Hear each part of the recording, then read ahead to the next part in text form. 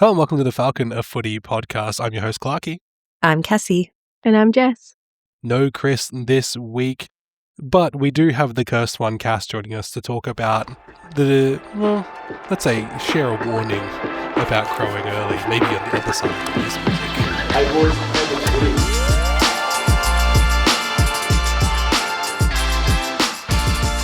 Well, Cass, you wore the shirt and now look what has happened. I told you all I shouldn't say it.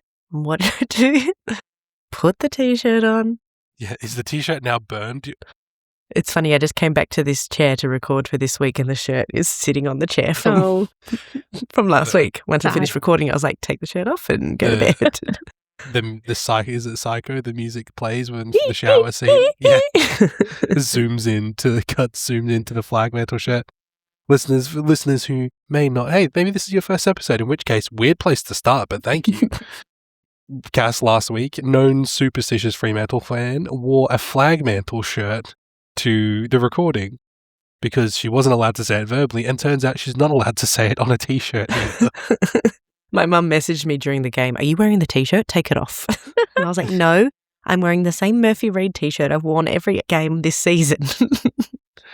It's very good. Jess, Elsie, and I, we try to wear Melbourne things on game day, but every game day, Elsie, our daughter, always goes, football, wear football, and finds her Melbourne jersey, and I'm like, I love this. This is great.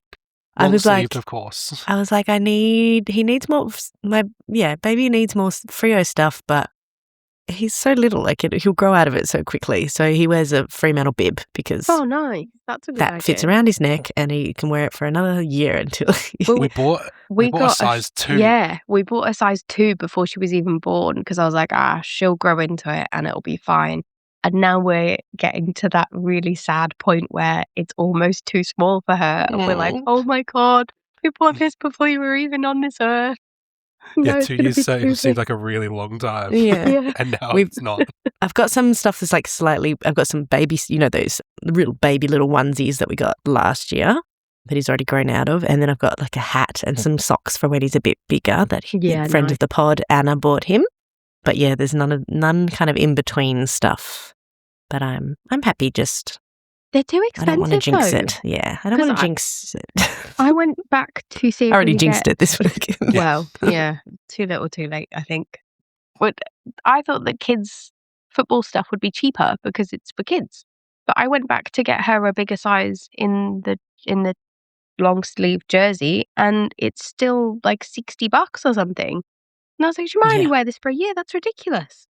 And it's funny being a supporter of a Western Australian team in Victoria, even when you go to Kmart or Cotton On, whenever these stores have a collaboration with the AFL.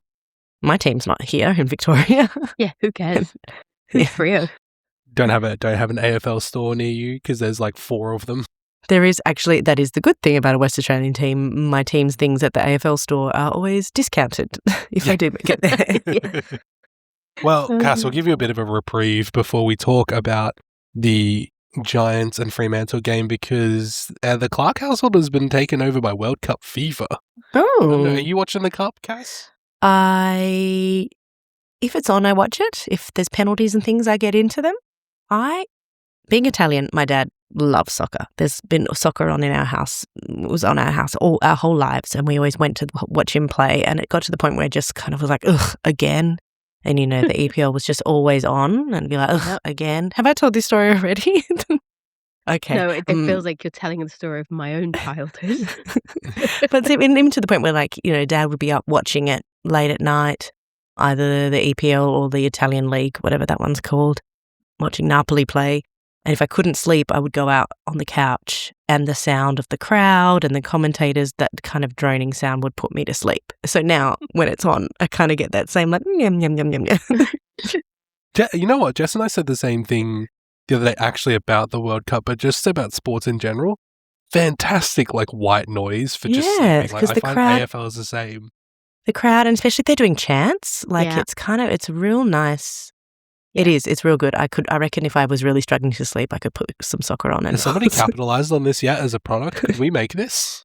Hey, patent pending. Patent pending. You So can't no, steal this. I didn't get up to watch the Socceroos at 4 a.m. But when I woke up at 6 or 6:30 or something, my Google alert on my phone told me that they were in penalties. So I was like, oh, okay. I unfortunately did get up to watch them because I thought that I should support the boys. I went to bed at 1:30 and then my alarm went off at 3:30 and I looked at it and was like, no, I'm not doing this. No, I'm not going. And then I had that wave of guilt and I was like, it's every 4 years. This is not every weekend. You need to just get up and support them because if they win, you'll be sad that you didn't do it. So I dragged my ass to the couch, sat down with one of the dogs and like snuggled in for a very long 120 minutes of football. And then to lose on penalties was devastating. But it was shocking. The kicking was shocking. And I know like Lucas Harrington, I think it was, who missed our final one. I felt awful for him. It was like when that young kid who debuted for Carlton missed the goal at the siren. Was it Carlton? I feel like it was Carlton. And it was really sad. And yeah, because Cripper Byrne. Taylor Byrne? Yeah. When he consoled him and stuff, like it had pangs of that where it just the enormity of it. I felt like I don't know, the mum in me just wanted to go over and give him a cuddle and be like, it's all good. You're only 18. This is just the beginning of your life. Like, please don't let this get on top of you. I don't think I could have even done this without throwing up several times. There's so many people watching you. You've done such a good job and nobody really expected us to get this far. So like, please don't beat yourself up about it. So that was a bit heartbreaking as well to see us go out. But I think we fought hard for 120 minutes. I was asleep. The whole time? Yeah. I didn't know. Not the whole time, Cass. It's funny you should say that. Shut up.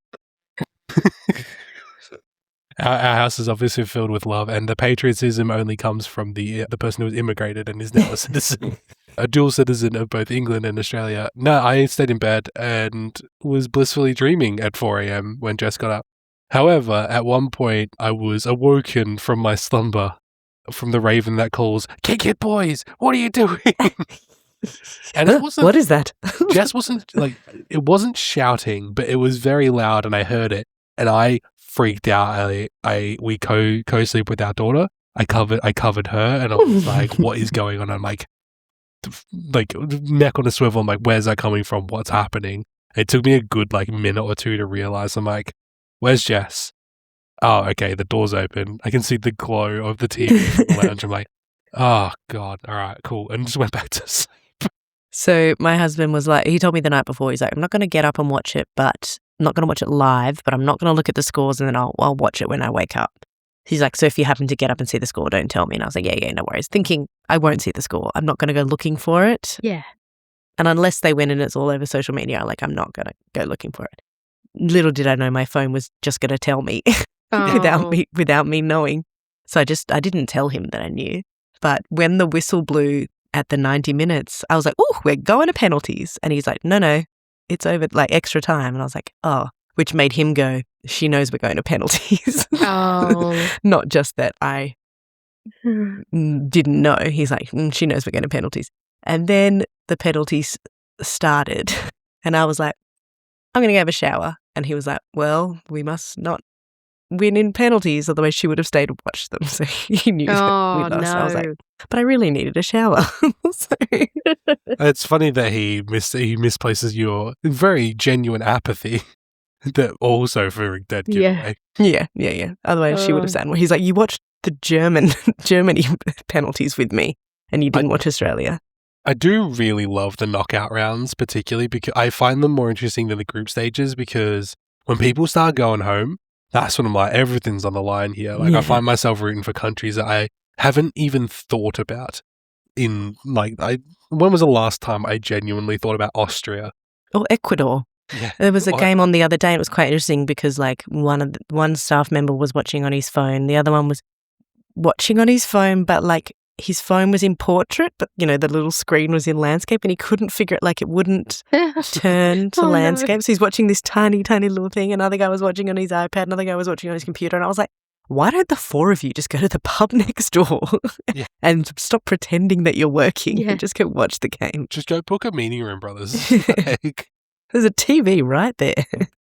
But one story that I was told about by Jess from the Australia game was it was intended by Chriselle and G-Flip. G-Flip obviously being mega star Australian singer-songwriter. Absolutely fantastic artist. And Chriselle, who people might know from Selling Sunsets, is her partner. Their partner.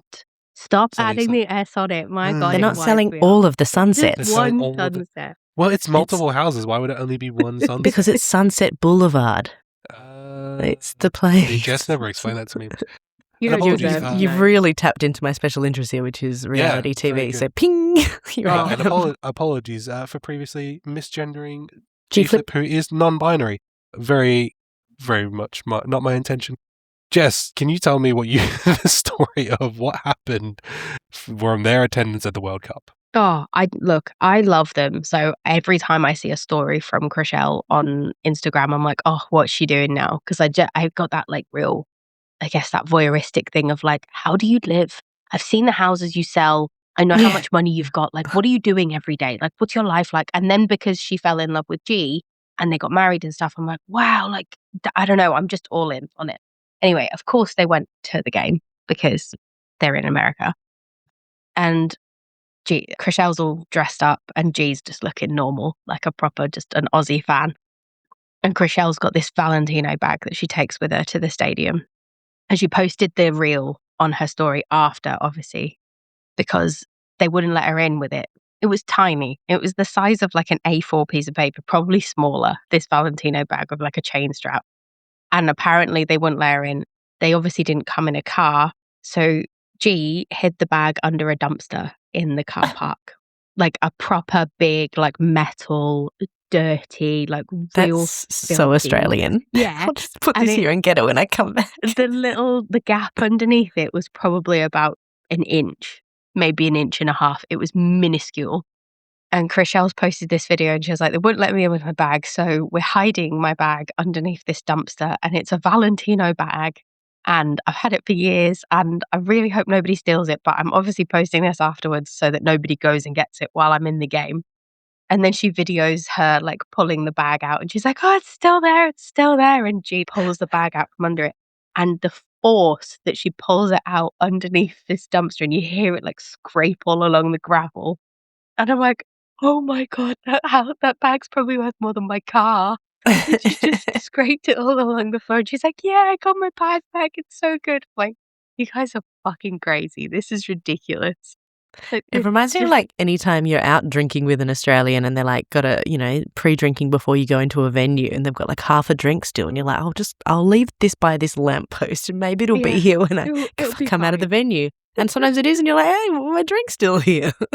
Oh, God. Except but a Valentino. It's got 4 cigarettes that were put out in people walking past. It's still here, baby. It's still good. And that's the whimsy of the World Cup, baby. We're all in. Even though Australia's out, Jess still has England to watch. All right, we're all on England then for you, Jess. Everybody's an England fan. They're part of the Commonwealth, baby. We're all under the same king. Well, Cass, it's time for us to now talk about the downfall of Flag Mantle. Why do we have to start with my team? Everybody's team's played this week. Team, he's not here and they lost. So let's okay. Oh yeah, they're lost as well. We'll start no crisscross this week, but hey, we'll jump over to that game. Is that good? Did I do that? Yeah, that works. This was the moved pride match. So both teams ran through the banner together with the quote, "Everyone is welcome." That was nice. It was good. That's good. Yeah. I like when there's a double banner like that, like it's a big banner. Yeah. It's an extra big banner so everyone can run through. I like the thought.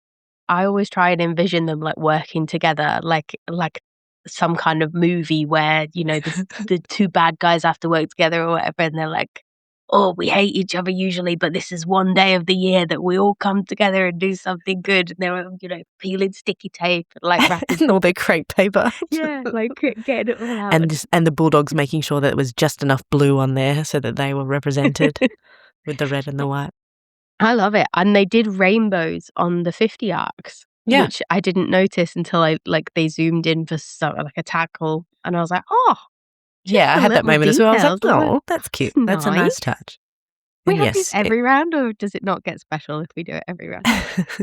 and that's the thing, like that might not mean something to some people, but that game, that match the fact that they were able to have it would mean so much to a certain amount of people. And I think that's why they've got to keep doing it. That's why it's important to do them. Yeah, I think it's really special to do it. And I actually remember I was part of it, like an Allies employee advocacy group at my last job, and they always used to get me to write stuff to be like, tell the company like why you're here. We're going to put a post up on the internet, and I'd be like, I don't really want to because I feel like an imposter and like I'm not part of that community. I'm just here to support everyone. And somebody in the group who is part of the community was like, yeah, but you don't understand just how important it is for people like me to know that we're safe with someone like you. And you wearing your rainbow lanyard at work or your ally badge or coming to these meetings every month or, raising awareness in your like business unit or whatever, you might think that it's nothing, but you have no idea how much that changes our lives. And we know that we can bring our whole selves to wherever you are because you're being so open about supporting us. And I know that I can say, oh, my husband to you, or my wife if I was female, or in a same-sex relationship with a female, whatever it is, like you have no idea how important that is to feel that safety, because a lot of the time you're on such high alert, and it's a privilege that you don't know what it feels like to be worried about talking about your husband because you're in a hetero relationship. And that like changed my whole perspective on all of the stuff that we do, and was like, oh, okay, this is actually like super significant. So it like it really was an eye opener for me, I think. I had a similar thing at our work where it was me kind of advocating, being like, we should walk in the Midsummer Pride March with the students from where I work. And one of the staff members was like, for you, the straight woman, the cishet woman, to do that, like it doesn't have to just be someone from the LGBTQIA community being like, all right, I'll do it again. I'll put my name forward again. Yeah, well, because this guy said the same thing. He was like, it's always us that have to like represent ourselves and advocate for ourselves. And to actually have somebody who's not part of the community join the fight with us means so much more, because it's no longer feels like it's as much of a struggle. So it's, really important to keep doing this and to make sure that everybody's actually on board and, spreading that love and acceptance and being a safe place for people, because if you don't know what it feels like to not be accepted, then you're very lucky and you're very privileged. There are a lot of football fans who don't feel accepted because of their gender or their sexual orientation, because of the representation or lack thereof in AFL. So a game like this is so important. And hey, the football still happened. The game still got played. Nobody burst into flames. Well, well, maybe the Western Bulldogs did. Sorry. Just on that, before we move away from that, I will want to say, so I saw earlier this week Kate McCarthy once again causing the ire of men everywhere, because of course, how dare a woman have an opinion? But she dared to suggest that, or ask the question, why aren't more clubs looking at AFLW coaches to potentially become AFLM coaches? And of course, the comment sections had a normal one. Yeah, totally normal response. Also, for the people that AFLW and just AFLW coaches in general. Also, another thing that people like when you watch the video, she was referring to male coaches of the AFLW teams. Yep. But I feel like a lot of people didn't watch enough of, like, they just started piling on, for one, thinking she was talking about females. Two, how dare she suggest that someone who coaches a female team is good enough to coach the male team.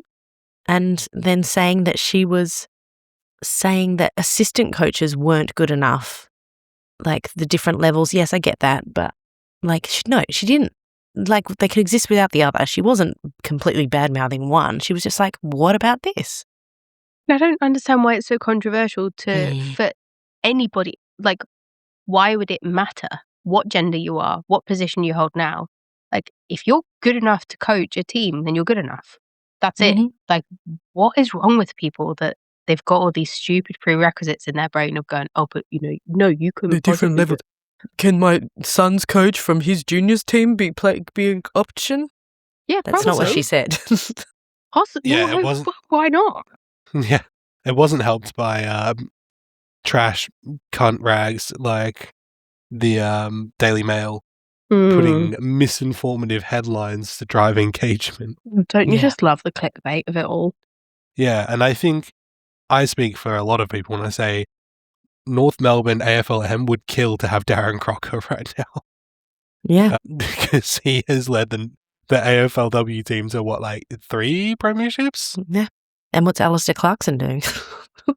Well, isn't Chris Fagan, didn't he not play AFL? Is that him? Am I getting that right? Chris Fagan is not an AFL player, yes. So, like, if he can always been be a a coach. do you know what I mean? Like, what? Surely you would have been up in arms about that, going, well, he's never even played the game, so how would he know what he's doing? Like, where'd you draw the line? Well, we only have a couple of rules on this podcast. One of them being, if you're a bigot, go fuck yourself. The number 2 rule being that we do have to talk about our biased games, and 0-3 in the first quarter from the Bulldogs set off to like a really upsetting game. I had so much hope for this game. I tipped the Bulldogs like an idiot. Look, I tipped Sydney because it was at the SCG, but I really hoped that the Bulldogs would surprise me and at least give them a good run for their money, because I still had some reservations about Sydney, but Jesus Christ, Curnow was on fire. 6 goals, 4 match. That's disgusting. Yeah. Bont barely sighted. Maybe he's actually succumbing to one of his injuries for once. One of his many injuries. Yeah, looking at it here. Libber back 20 disposals, Bont 19 disposals and 2 behinds. Bailey Dale 32, Ed Richards 29. Hard to find the silver lining and all of that, but Swan's just ticking along, right? Like, Heaney had another outstanding game. Goulden's back, baby. The Chad. I don't think we talk enough about Chad Warner, and we talk a lot about Chad Warner, not on this podcast, but in the general zeitgeist. He feel like he's got a bit of a cult status to him where everyone's just waiting for him to explode. And can we just confirm he's definitely not moving to WA? that got confirmed? Is that confirmed? Is that confirmed? I know he bought a house there, but didn't he just sign an extensive contract with Sydney to stay there a bit longer? I'll use my little machine to check Go Google it out. It for us. Thanks. Yeah. But yeah, this is kind of sad for the dogs, but good for the cats. Cats? The swans? Cats? The swans. I was just nodding along. What bird and is it was this? like, what? The swans. Inconclusive, my immediate Google searches. Maybe we'll see how this season ends up. I mean, he's probably closer to winning. I would stay with the team that I'm closer to winning a premiership with, personally. How dare you? I don't know. He could be incredibly wrong there, Clarky. Well, did I not think that he was linked to West Coast and not Fremantle? Maybe. Sure. Is that what I'm thinking? Oh, maybe that's what you're thinking. He bought a house that was equal distance from both clubs, so as not to spark any rumours. Yeah. I mean, who's moving to West Coast to Perth to go to West Coast, really? Unless it's someone that wants to save the day, I guess. Save the day. Somebody who's got nothing better on the options. Yeah, or has a truckload of money also arriving at the same time as their arrival in the state. We'll move it on to... sorry we didn't do this justice, Chris. I'm sure you had lots to say about your team, but we just talked about pride instead. Next. Yeah. You got a problem with that, Chris? Where are you, Chris? Yeah, you got a problem with us talking about pride? He doesn't listen to the episodes. No, he doesn't. And, well, hey, I don't have much else to say, but I do have some stuff to say about Melbourne. Go on, then. Melbourne won this game by 35 points. First time ever playing at UTAS against the Hawks. We ended up winning by 35 points, which I know what you're thinking, listeners. That's a lot, right? That sounds like a good win. That's a really good win against Hawthorn, who are a team that, are top 4. They're currently 3rd. Melbourne are now just sitting behind them by a couple of points. We were 96 points up halfway through the 3rd and then let Hawthorn kick 12 in a row. When you were like, Jess, I was like, whoa, what's going on in Tasmania? And Jess was like, shush, shush, shush, shush. Don't want to wake Hawthorn up. Scared them. And then they did. They woke up for a little bit there. Yep. Yeah, just 12, a bit too 12 late. in a row. 12 in a row is... disgusting. When, by I think upsetting. The 7th goal that they kicked in a row, I was like, doing something, sitting on the couch watching it, and every time I glanced up at the TV, Chol had it marked in front of goal. And I watched that happen about 3 times. I looked up and he had it in front of goal, and I was like, nope, I'm not watching this. I am not watching us lose after having nearly 100-point lead. This would be such a fucking Melbourne thing to do, and I want no part of it. And I turned it off. I was still trying to watch it, and Jess was like, nope, I need to turn it off. And I was like, Making me so angry. I would have been exactly the same. I'd be like, this is so typical of Fremantle. Like, I read a comment from someone on one of the posts, I think, that Melbourne had shared about like the 3/4 time score or whatever, and they were like, wow, only Melbourne could make a win feel like a loss. Just like every time, I still had that fear, no matter how far ahead we got. I was like, nah, something's gonna happen. We won't maintain this, because we just have this like allergy to building a percentage, and I don't know why, because the percentage is very likely going to decide who sits between like 4th and 10th. So we need that, like especially over Hawthorn, who are 3rd. What the fuck were we doing? I was Like if you look happening? at 4th and 5th on the ladder at the moment, there's 0.3% separating Brisbane and Adelaide. It's so fucking ridiculous. And we had that in the bag. We were so clinical. I didn't even want to watch the game. 13-8 to 1-3 at halftime. Yeah. So what went so right in the first quarter, and then what went wrong in the last quarter? So the first half, the first 3 quarters, and then what went wrong in the last quarter? It was honestly unbelievable watching it that we were so cohesive in the first. Like everything we did worked. It was like that a switch had been flipped, and Max Gorn was on fucking fire. So he was just hitting everything out from the middle straight to somebody, and they were just bombing it into the 50 and kicking a goal. We were deadly accurate. We were like 2 or 3-0, which was crazy considering how we were the other week when we couldn't kick a goal for love nor money. And everything worked. It was just fluid from the middle straight down, and it was like rinse and repeat, just goal after goal after goal. Everybody was like on the same page. It was like they were all sharing the same brain cell. It was great. Like it felt like really good football to watch. And I just had this sinking feeling the whole time, like something, when's the flick? Like, switch gonna flick. Hawthorn has to wake up. Like we know that Hawthorn are better than this. We know that they've got the capacity to absolutely demolish teams. They wouldn't be 3rd if they didn't have that. So what was going wrong? And I don't think you can truly say like, oh, well, they were missing some key people or whatever. Like they weren't missing a whole team. So like, I don't know, we just had them figured out, which was so good, because I was so convinced this was going to be another horrendous loss. And then they did figure it out. Like we benched Max off in the 3rd. And they, because you were like, we're 90 ahead. Let's rest Max Gorn a little bit. Honestly, I like, it shouldn't be that he was the biggest difference in the match, but he clearly was. Like him not being able to get those hit outs, we just couldn't get turnovers or anything. It was just going Hawthorn's way instead, and then they had that momentum, that flow, and it was like we were pushing against the tide to try and get it back. Chol was ridiculous. He kicked 5.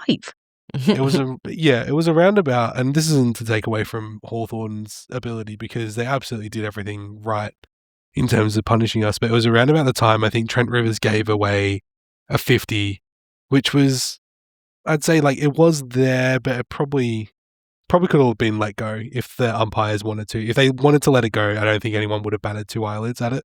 One of those ones, but you know, if we're going technically by, he went over the shoulder, and it was a little bit late, probably like half a second late on trying to spoil a mark, and went over the shoulder, trying to like sort of ended up battering the opponent a little bit.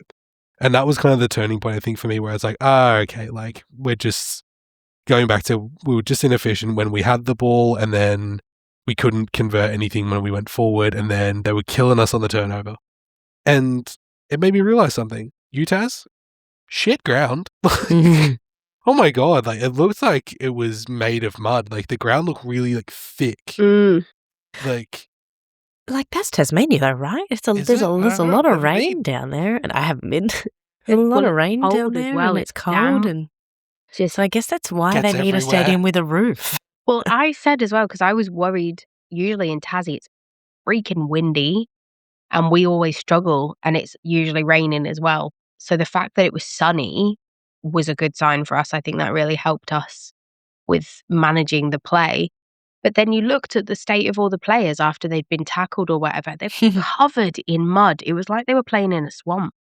It was just It's like juniors footy almost. Yeah, like how are we going to have a whole ass team playing down there? No, we usually reserve the swamps for the AFLW matches. Oh, that's true. Because Jacob Van Rooyen kicked 5, which was great to see. Fridge kicked 5. Joel kicked 5. Everybody was kind of doing everything they needed to do. CJ had a really good game against the Hawthorn. A bit of, like, obviously there's the grudge match there, but this is probably the best game that he's played for Melbourne in his entire tenure with us. So that was good to see. He's been sloppy as well. Like, I was worried about him. He's been very sloppy with his kicks and stuff. And he really elevated, so I don't know if that paid off because it was his old team and he's... I find it quite endearing, and this is probably the last thing I have to say about the game, because I think the results and like the swing of the game sort of speaks for itself, where it's, we need to not do that. Yeah. Like, we need to not do that quite heavily. But Chol reminds me of when Sam Frost used to play for Melbourne, and then eventually Hawthorn. And I was trying to explain to Jess who Sam Frost was, and Cass, I don't know if you remember him, but he was this guy who was like an exceptional athlete, like in terms of like physical endurance, running, like everything that would, like, if he was like 100-meter runner, or if he was like a marathon runner, or just any kind of like sport that required like physical prowess, he would have been elite at it. Like, he worked hard, he was in great form, great shape. Terrible at football though. Like, absolutely couldn't kick straight to save his life, to the point where the team used to call it frost ball whenever he would kick it, because it would never go where he intended it and it would never go straight. And I think that's what CJ reminds me of, where a lot of his elements in terms of athletic ability are there, but he just struggles sometimes with his technical ability. And then when it all comes together, you get games like this. So fingers crossed. I'm trying to find it more endearing instead of getting frustrated at my team all the time, because I need to have a good relationship with football. This is right. This is a good thing to have. Sam Frost, I hear the name Sam Frost, I think of, I believe she was a bachelorette. The reporter? She might be now, but she was a bachelorette. No, I'm not thinking of Sam Frost. Yeah, no, the Bachelorette is who you are. But also when you look up Sam Frost, the footballer, and you see a picture of him, he does look like one of the Monstars from Space Jam. Oh my God, he does. He's got those proper wingnut ears, hasn't he? He really does. He was great though. He was such a good bloke. He does look like the kind of guy that really puts in 110% but doesn't get that back. Yeah, he played for Melbourne from 2015 to 2019. Fuck, he's only 32 now. Yeah, he's younger than us still. We traded him to Hawthorn so that we could get Jake Lever, I think. And he also played for GWS, according to this picture of him in a GWS jersey. Well, speaking of the Giants, oh no, I did the segue. You did the segue, accidental segue. Hey, what happened? You lost. Look, we had to, right? You had to drop. We talked about it last week. We have to drop one at least, maybe 2 or 3 before the grand final. Can't go into the grand final with a complete winning streak, can you? That's crazy talk. We needed to lose one. And I just think, yeah, GWS just came out. So you guys were watching your game, obviously, but... Which one? Clash. Bullshit. Yeah. That's why I was like, I didn't even know your game was on until I saw this gigantic score in the bottom right-hand corner of the screen. But yeah, the Giants just came out very aggressively, which kind of took us by surprise, and everything, whereas you were saying yours was very cohesive, our guys just looked a little bit off. When Murphy Reid misses a handball or he handballs to nobody, then you're like, hang on a minute. These guys are a little bit out of sync this week. You know, the usual suspects were kicking goals. Patrick Voss, Josh Tracy, Jai Amos, they'll kick goals. They're just not enough of them and a few behind. So, yeah, the GWS were just the better side on the day. And I'm burning the T-shirt from last week. It's probably the correct decision. Also, the other thing is like when a player kicks 7 goals. Oh my God, that's Jake ridiculous. Stringer Jake kicked Stringer 7. as well. You're just, unless you have someone that's going to kick 8 goals, you're just not going to beat that team. Also, his song is Man, I Feel Like a Woman by Shania Twain. And as I've mentioned on the podcast before, I was in a group called Shania Choir and I did have to sing that song a lot. And so I do have very mixed feelings about that song, even more so when, you hear it pumping Jake Stringer, 7 the man times. who is infamous for making contact with underage. Well, I said this to Jessie, and Jessie was like, is it not a song about young women? I was like, yeah, I'm surprised it's not My Sharona. Oh. Ugh. What happened to Patrick Voss? I'm just looking and it says he's injured. What happened? Was it because he got punched by Toby Green? Who knows? He probably just fell over. Hayden Young, He just fell over. he walked into a pole or something. Hayden Young also had the jacket wind sheeter on and was sitting on the sidelines. Oh, yeah. Again. They couldn't play anymore. Too sad. Yeah. Too sad from losing. We didn't watch this game, and I really wanted to know Jess's thoughts on what kind of a loss this is. But based on the stat sheet, because Jess, obviously, last week you said that Freo were going to lose eventually, which, rude, because look what you did. Look what you did. Jess. Look what you could do. I didn't think it'd be this quick. Yeah. But secondly, I'd like to get your take on what kind of a loss this was. Like, was this just a win for GWS and less of a loss for Fremantle? Do we give the Fremantle the out? Are you asking me or are you asking Jess? Hey, you're both on the show, so either one of you. It was funny because my husband Pete wasn't watching the start. He was laying down because he was unwell, and he came out and he looked at the score and he's like, are we playing bad? And I was like, no, like we're not playing terribly. They're playing better. They're playing really aggressively. So yeah, I'd just say it's a win for GWS. Yeah, looking at the stats and stuff, it does seem like that. It doesn't. I think we had the opposite, obviously, of you, of seeing your little score in the corner of our game while we were watching that. And it never felt like a blowout looking at the scores. Like, I didn't look at it and think, shit, GWS are like 60 points up. What the hell? Like, it was always, a couple of goals. And I, watching the score, obviously with no idea how they were playing or anything, was like, they'll come back. Like, that's not even, it's barely anything. It's not, and then because you had the Brisbane Geelong game where they absolutely smashed them in the first, and then Geelong still came back from that a bit. So I never kind of lost any faith that Freo wouldn't come back. And then I saw the final score and was like, oh, shit. Okay, cool. I guess this is the one. But that's okay. You got it out the way in Canberra. And then you're back at Optus soon, aren't you? Optus this week with Sydney. Ooh. That's playing Thursday night. So what's that, 5 days or something? Saturday? Yeah, that's, yeah, pretty much, because Saturday Arvo. And you've got to travel back to Perth. Well, at least it's at home. That'll be a good one. Hopefully Charlie Curno's kicking leg is all worn out now, so he might be in with a shot. Maybe he'll get deep vein thrombosis on the plane. I wouldn't wish that upon anyone. Get your socks on, Charlie. Well, we'll jump back to the first game of the round, where the Geelong Cats went up against the Lions and got trounced. At home as well. Geelong at bad. the Cattery. Yeah. Brisbane good again? Are they back? It seems like that. Inconsistent though, but then I feel like they did this, when was it last year that they lost the first 6 or whatever and then just absolutely demolished everyone and won the premiership? They're going with the slow start mentality. Coming strong. Oh no, I fear we are doing the opposite. Yeah. You're doing the Sydney of last year. Oh, no. Will Ashcroft had another really good game from this one, and Jeremy Cameron should not be playing. I'm just going to say it. I don't think he should be playing, and I don't know why they keep playing him. And it's funny because you put him side by side with Patrick Dangerfield, who just Danger is still killing it. Yeah, 5 goals, 17 as Yeah, unreal. Absolutely insane. And meanwhile, he has Jeremy Cameron has a broken arm. 4 disposals. Just stay home, Jezza. Stay home. Very genuinely, I don't know why they're playing him. It's making their team worse. It's feeling like Nat Fyfe, but they've already won the premiership. Like, why are you wheeling him out? Maybe he should have gone when they peaked and just retired with grace and gone, do you know what? Going off to the farm. Catch you guys And later. actually- I'll be watching. And it is actually his farm. Yeah, Yeah. he lives in Geelong. He has a farm. Yeah. So He's only 33.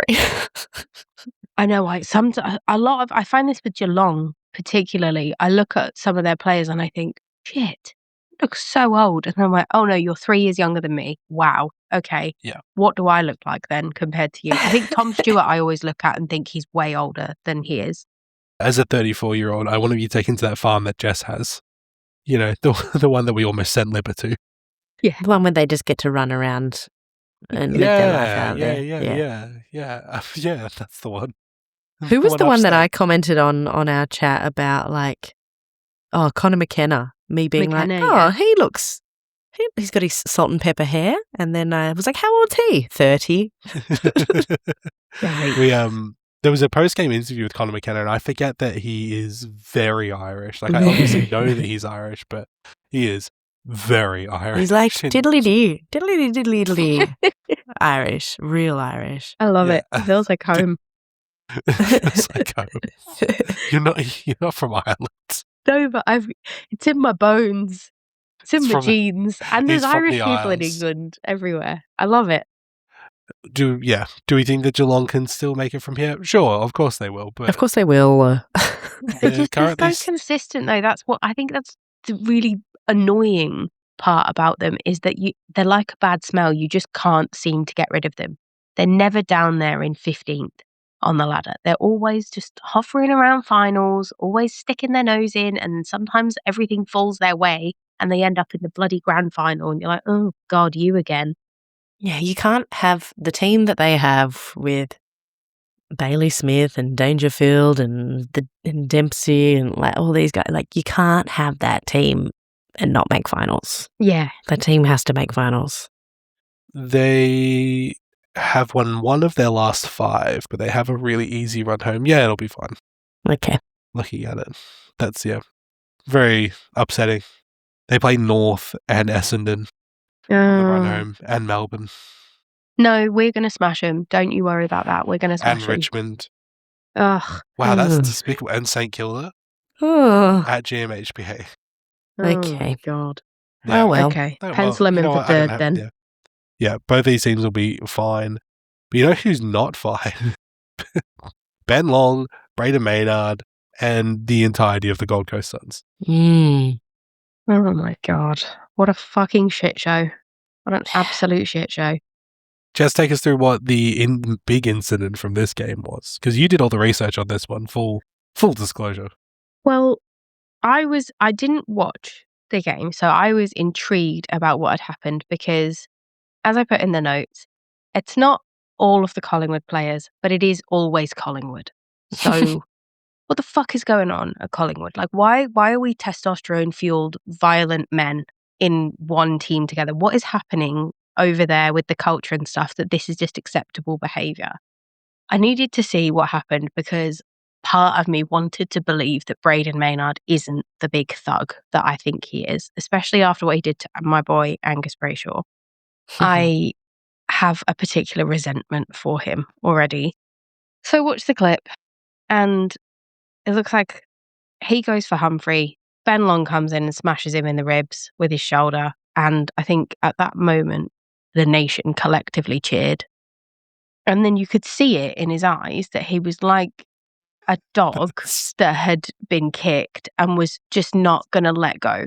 And he made a beeline for him as soon as the siren went and went over, pushed an umpire in the process, pushed Took Miller, who also pushed the umpire, and then just absolutely laid into Ben Long. But Ben Long like disappeared like a little mouse. Like there was such a big crowd of everyone. He just kind of like evaporated into the back and then he still pursued him. And it was just an absolute brawl. And obviously the umpires all stood back because they're like, well, I'm not going to punch in the mouth for this. Like, I'm not involved. I don't want to be. I'd be shitting myself if I was an umpire. Absolutely don't want to be anywhere near that. But then I watched the clip and stuff to get an idea. And then my algorithm obviously thought, oh, she really enjoyed that. Let's give her some more content about Braden Maynard. And I got some post from some stupid Facebook page that does AFL rankings or some bullshit. And one of the lines they used was they were like writing out what happened in the incident and provoking a discussion with the people following the page. And they said, this happened. Ben Long hit Maynard, and then Maynard understandably saw red and seeked him out after the thing, and things escalated and blah blah. How many weeks do you think Maynard's going to get, Ratty Rat? And I was like, why are we saying seeing red? What do you mean? He's not a bull in a bullfighting ring. What are you even talking about, seeing red? You're a fucking adult human being. You can't do that. This is your job. You can't just lose your shit like that and go and batter the crap out of someone on the football field. That's not acceptable. So why are we allowing this to happen? Make a fucking example of him. It's always him. He's done multiple horrendous things to other human beings who are playing the sport, and he just seems to keep fucking getting away with it, and Collingwood fans just keep defending him. It's like, if this thing has happened to you and you know he's going to get in trouble for it, cool. That's dust your hands of it. Let the match review panel, let the umpires deal with it. Let him get in trouble that way. But no, he sat there seething, and you could see it. And as soon as the siren went, he made a beeline for him. Yeah, the clip shows him after, and obviously Long's hit was not good. No.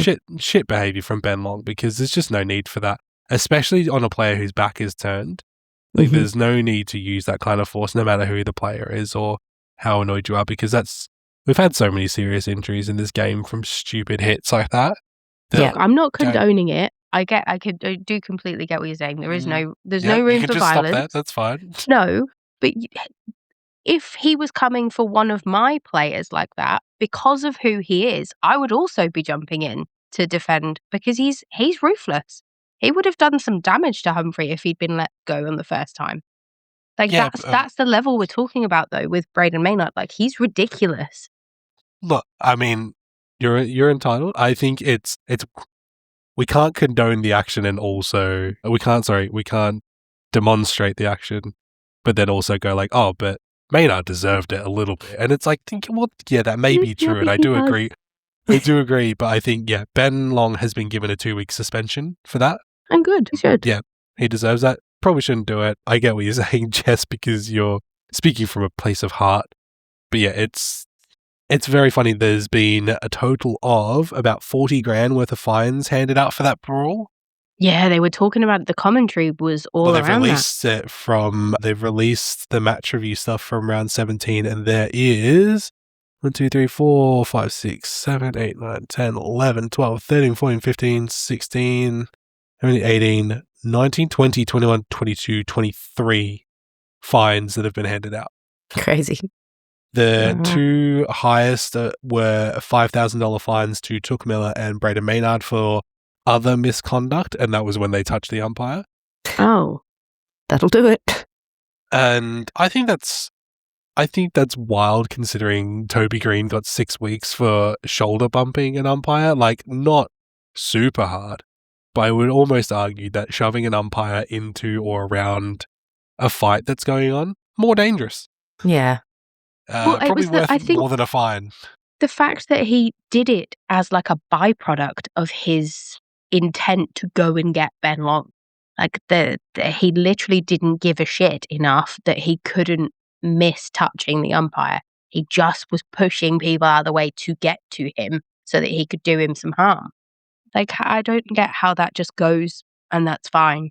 That's all good. This is acceptable behaviour. Yeah, so we'll see what comes. We'll see if anything more comes of that. But the AFL have said that they won't be issuing any more statements regarding that. Interesting. Fun fact as well is that Toby Green has also gotten another fine, $1,500 for misconduct against Cale Strong, which brings his total fines to date $52,725. I'm sure he gets paid enough. I'm sure he's fine. It's funny to think back to that documentary from earlier this year where he was like, I really need to tone it back. Oh, yeah. I Speaking of footballers and money, Murphy Reid bought a $2 million house this week in East Fremantle. Oh, nice. God. No wonder he was a bit off this week. He was thinking about decorating his house. Yeah. Yeah, His of course. mortgage repayments. It's already paid off. They've advanced him because he's the future of Freo. But yeah, it's an interesting situation, and there's going to be a lot of opinions out there. And hey, we here at the Falcon always encourage people to engage in good faith and don't be a fuckhead about it. Yes, stay off Twitter if you've got something bad to say. Yeah, Yeah. particularly Collingwood. Collingwood fans are really bad for it. I Yeah. hate to generalize, but you are. You don't accept criticism very well at all. And I think that's fine. Live your life. Gold Coast are cooked. Coach watch on Dimmer, still there. It's continues. still existing. That Who have it they was got? close though. It was only one goal, which was, I mean, good for them, I guess, but it's still a loss. It's just So they how many go, in a row. Is it like 6 in a row? They haven't won one since May 15, since Oh, round 10, I think it was. So they've got Adelaide, then the Bulldogs, then Carlton, then Melbourne, then Giants. I think we play them So- up there as well, so that Yeah. gives me a little bit of hope. Like, not the easiest run. No, Yeah. So they were only ahead for short periods during this game, and just they need to find a way to get it together. They need to get it together. You know who else needs to get it together? Kevin bloody Sheedy. I showed you guys the footage of this before the show. Oh yeah, like Essendon lost. Who cares? Whatever. Of course they did. Kevin Sheedy stepping through the stands to stop people from leaving the Essendon game. You can't really hear what he's saying, but there's footage going around of him imploring people to stay and watch the rest of the match. And I would argue, hey, don't do that. Let people leave the football. Some people want to get the train. They got it. Sometimes the trains only come every half an hour. Yeah, Sometimes and you just sometimes gotta- people's teams are getting beaten by 60 points, and Against St Kilda. and you think there's nothing left here for me. There's nothing more for me to see here. And that goes doubly if you're a Saints fan. You're like, we did it. That's it. I can go home. yeah, Weird behavior from Sheets. Yeah. yeah. Like, that's odd. I don't leave games early, even if we are winning. The only time I ever wanted to leave a game early was when we played St Kilda last year, and we lost by a lot. But I was 8.5 months pregnant. I was very pregnant at the time. This was May last year, and it was getting late, and I was very tired, and I was like, I just want to go home. Can we leave early? But my husband, he's like, no, you never leave a game early.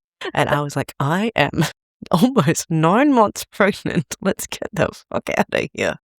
Anyway, So you compromised and left. I think we literally left on the siren. That was the compromise. We didn't stay okay. for their song or anything. That's fair.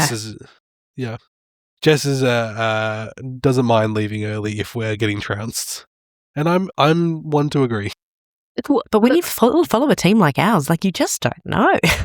Well, that's the thing. A lot of my want to leave early stems from my anxiety, because sometimes it's not about the game. If it was just me watching the game, I would stay.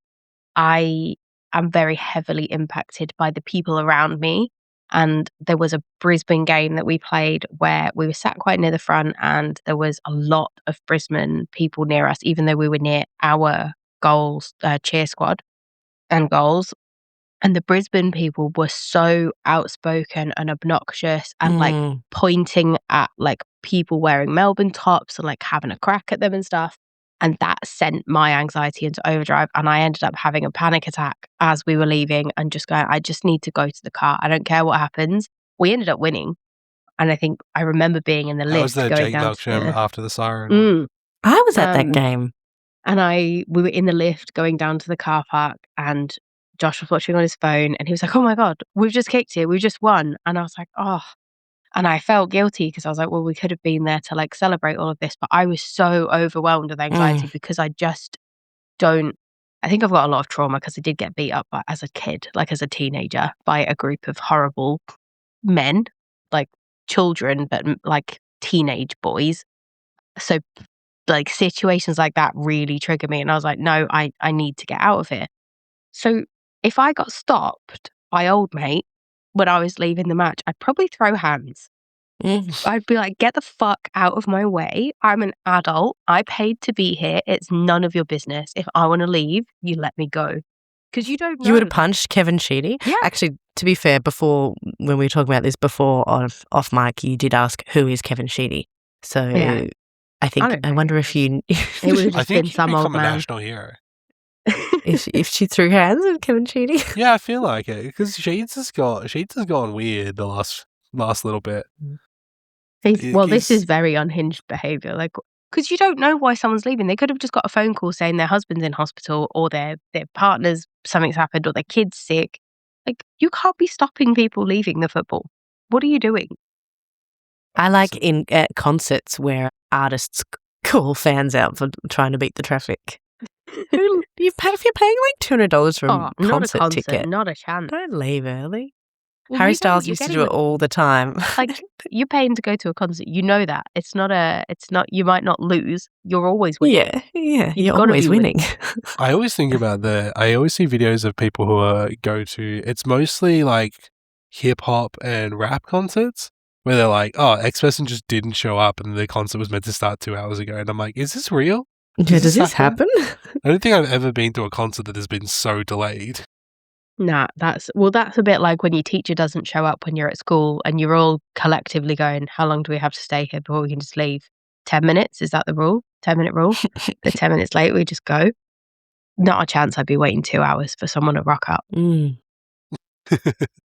Well, should we talk about Richmond giving Carlton a little bit of a scare again for the second time this year? I was rooting I tipped Carlton, but I was rooting for Richmond at the end. I really wanted to see them knock Carlton off their little pedestals. But no. What you got about, oh, you want Josh Fraser to be free? Yeah, look, well, I was watching him in the box and had all of our like discussions in the back of my mind, and he didn't even look like he was breaking a sweat. Like, it was when Richmond were within like a goal or whatever, and they had a lot of time in their forward 50 and in the dying stages of it. And he was just he just didn't give a shit. Like, go on, kick it. It's not my job on the line. I don't mind. Whatever, mate. I'm like, wow, he actually, like, I thought maybe we'd look at him and you'd see that, like, no, I don't want the job. But actually, I do. Like, fuck, we need to win. No, didn't give a shit. I'm like, okay, well, I guess stay true to yourself, brother. Yeah, this is a very much somehow Carlton have fallen over the line again. A win like this kind of does make me feel like it was maybe a matter of time with Voss, but this is the only one that I have to indicate that. Like, I mean, and as a Richmond supporter, you've got a bit to be happy about, at least, I think, with this game, you know? Yeah. Maybe not happy, but some positives in there. I mean, they were both wildly inaccurate as well because they're both kind of crappy teams overall, but like 10-12 to 10-14 isn't the most ideal. But I'd be pretty pleased if I was a Richmond fan, I think. I'd be gutted that we'd lost by 2. No, let it ride. It's just looking at the score worm here. Richmond were ahead at one point, which I didn't realise because I had my back. We had visitors over, and Jess had chosen the side of the table that could see the football. No, the first quarter they were well ahead. Yeah, so let's go. Yeah, I don't know the shoots at Richmond. I think we spoke about Richmond doing the rebuild correctly last week, right? So it feels like some of it's coming together now. I wonder what will change going forward though, because they need to put more runs on the board, really. But I suppose they're doing better than Essendon, who have won one game against an unknown team. Well, that's the silver lining, isn't it, really? For all of us, even if we lose a game, no matter what happens, we're still better than Essendon. Not us, except for Melbourne, who are breaking even with Essendon, technically. Yes, but most recently better. We were just chatting today about they should have just gotten rid of Merritt and picked up the picks because where would they be? Maybe last? I don't know. That's where they are. Well, we know that Brad Scott did want to get rid of them, so this is everybody's fault but Brad Scott's, is what I'm hearing. Dean Solomon also tanking his value right into the ground is very funny. Yeah, poor guy. Well, we better wrap this show up before we tank our value into the ground. So thank you so much for listening. You can find us on Instagram and Twitter at Falcon Footy Pod. make sure you leave us a rating or review on your podcast platform of choice. But the best thing you can do is tell people about us. Word of mouth probably helps a lot more because I don't know how the algorithm works. It's some kind of mystic force that nobody really knows in a sea of bots what we can do to stand out anymore. But I hope you're enjoying it. If you do listen, we appreciate you. And you can jump in with our other favorite listener on Spotify in the comments. Our number one listener. I haven't checked if Grace has been listening, Cass, but I assume that she has. She told me this week that she listened and she loved last week's episode. Yes. Very good. It's hey, our podcast mum is Cass's mum has become our podcast mum, which is now, listeners, your extra mum. She did comment this week. She said, "Fun podcast with a purple love heart for Fremantle, I assume." Excellent. So there you go. Thanks back, Grace. You can also find us individually. Cass, where can people find you? You can follow me at Cass Badge. Jess? Spunky Jess with 2 Ys. And you can find me at Quantum JC, or more than likely over at the Footy Mailbag, which is the Super Coach podcast I do with good friend of the show, David. Until next week, we'll see you then. Bye for now, but not forever. Goodbye. Bye.